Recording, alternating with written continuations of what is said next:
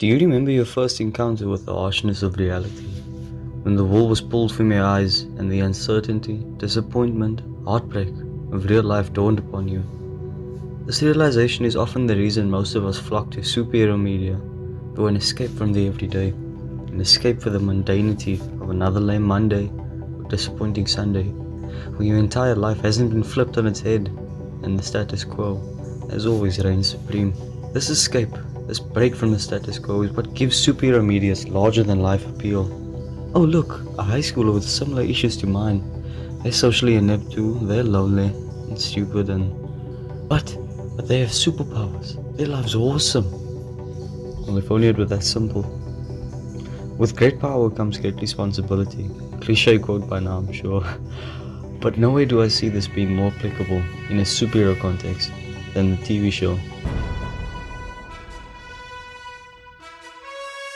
The weight of the responsibility of having people's lives in your hands is conveyed expertly in the show, depicting real consequences, not only for our heroes, but also the regular people who would theoretically have to deal with the aftermath of the destructive battles. A critique often cited by Zack Snyder's Man of Steel was the lack of stakes felt during the final battle with Zod, and the subsequent aftermath, or lack thereof. Zack then tried to address this in his next film, Batman v Superman, but it was still through the lens of a PG-13 superhero version. Granted, it was more gritty than other interpretations by another marvelous studio, but it was still tame, even despite the retroactive R rating. Ben Affleck running into the smoke and all. Invincible, on the other hand, spares no details. One of the benefits the animation medium allows is that the creators can have all the freedom in the world to explore the brutality, something akin to an all-out war between two people who could level a planet. It's often a perspective not shown in any films, besides the harshest interpretations. This shock of horror and death and destruction. Very few shows have given me a more visceral reaction to a scene as much as Invincible's train scene. You know the one I'm talking about. To this day, whenever I rewatch the show, I have to mentally prepare myself for that scene, and watching it for the first time left me utterly speechless, as I assume it had done to many others. Now, I don't consider myself a veteran Call of Duty in real life player. I've carried many an ending of Forrest Gump and Titanic. Jack, goddamn. But I think Cecil says it best with this line. I've faced death more times than I can count, but I'll be damned if that didn't put my balls in my throat. The visceral nature of Invincible's action and gore could be seen as just another vehicle for shock value's sakes.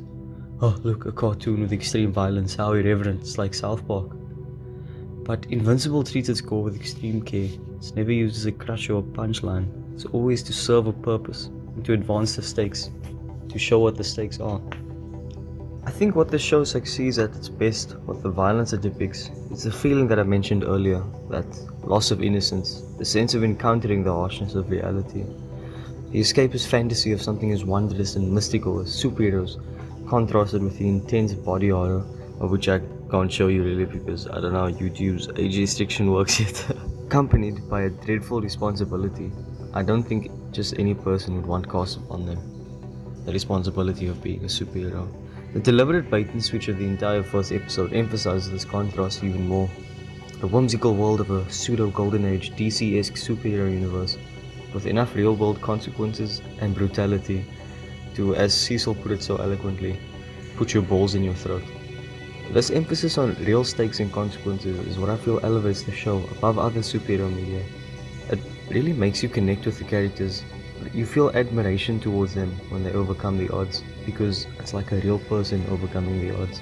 What's at stake feels real, and it doesn't feel as if it has to come with an happy ending to allow for sequels, or to be just another brick in the great wall of cinematic universe. Invincible is a human show, because these characters deal with human issues, most notably actual death. The death in other superhero media is never treated with the finality or respect it deserves. Oh, they died, lol. They'll be back in the next one, it's fine. Modern day superhero adaptations, both on the big screen and in the source material, treat death similarly to Dragon Ball Z, of all things. It's just a means to bring the characters back in a couple of issues. They'll come back, it's fine. You know, they just died. There's a disconnect between our world and the superhero world that we can always sense in our minds. It's that suspension of disbelief that other superhero media has made us so accustomed to of, oh, they can't die. Civilians can't die. It'll never happen. It's a superhero movie. No. In Invincible, people die in gruesome ways. But the fact that they die in such a way really makes these characters heroic, because what they do is not easy. There's no next movie or Iron Man to come help you with your problems. If these people die, it's on your hands. And the fact that these characters can do what they do and actually save people with all this responsibility is really admirable, and it's not something I've seen in many other superhero shows. Invincible is a really special show. I haven't seen another one like it since. Partially, The Boys is similar with the whole evil Superman dynamic, but if you have the time, I'd really recommend watching Amazon's Invincible. Thank you so much for watching this video. I hope it wasn't too shitty, but I'll fix my audio quality eventually. I'm sorry if I sounded quiet and my stage presence isn't amazing just yet, but I hope it looked alright.